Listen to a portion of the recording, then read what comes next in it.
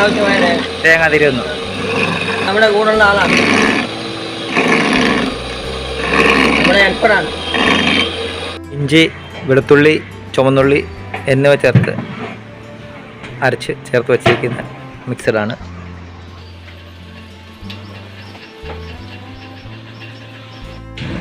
ആൾക്കാരുള്ള തേങ്ങ അരയ്ക്കാൻ പോകാം.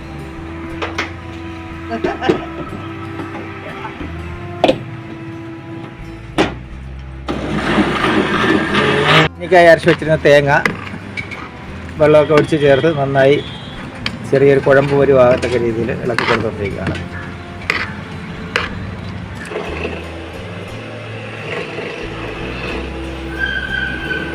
അതെ,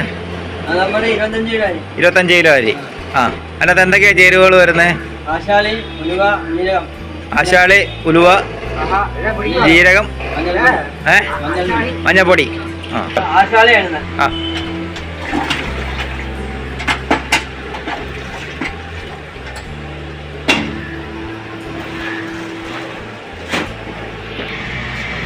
ഉലുവ ഉലുവ.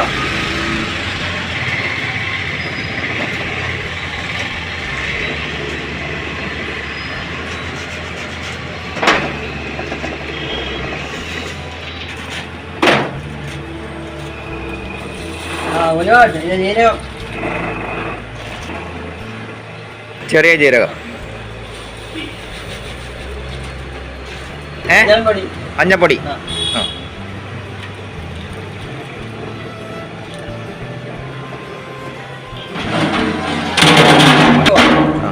ഇതെല്ലാം ഇട്ട് ആദ്യം വേവിക്കുക അല്ലേ?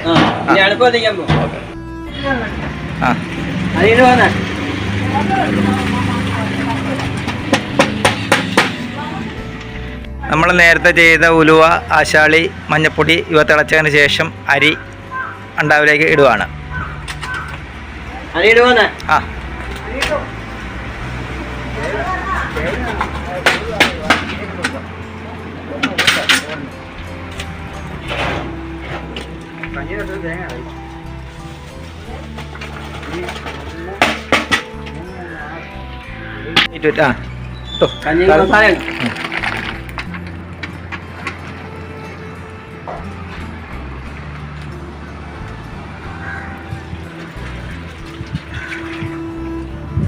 കഞ്ഞി തിളച്ചതിന് ശേഷം ഒരു മിനിറ്റ് കഞ്ഞി തിളച്ചതിന് ശേഷം നമ്മൾ നേരത്തെ അരച്ച് വെച്ചിരുന്ന വെളുത്തുള്ളി, ഇഞ്ചി ഇതെല്ലാം മസാല ചേർത്ത് പോവുകയാണ്.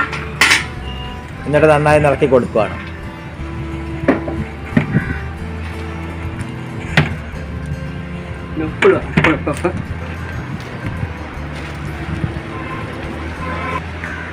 കേട്ടോ, ഇതിലേക്ക് നമ്മൾ ആവശ്യമായ ഉപ്പ് ചേർത്ത് കൊടുക്കുകയാണ്.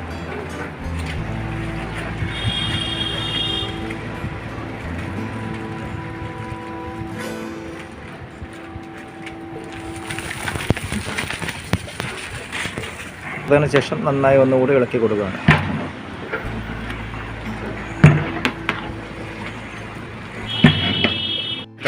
ഇത് നമ്മൾ മസാല എല്ലാം ചേർത്തതിന് ശേഷം തേങ്ങ ഇതിലേക്ക് ആഡ് ചെയ്യുകയാണ്.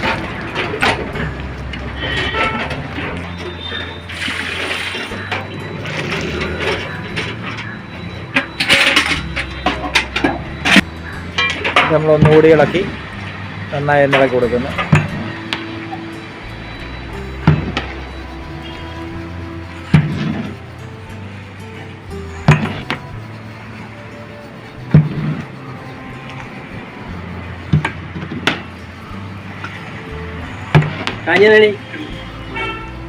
ഇപ്പോൾ നമ്മൾ അല്പസമയം അടച്ച് വെച്ചതിന് ശേഷം കഞ്ഞി റെഡിയാകും.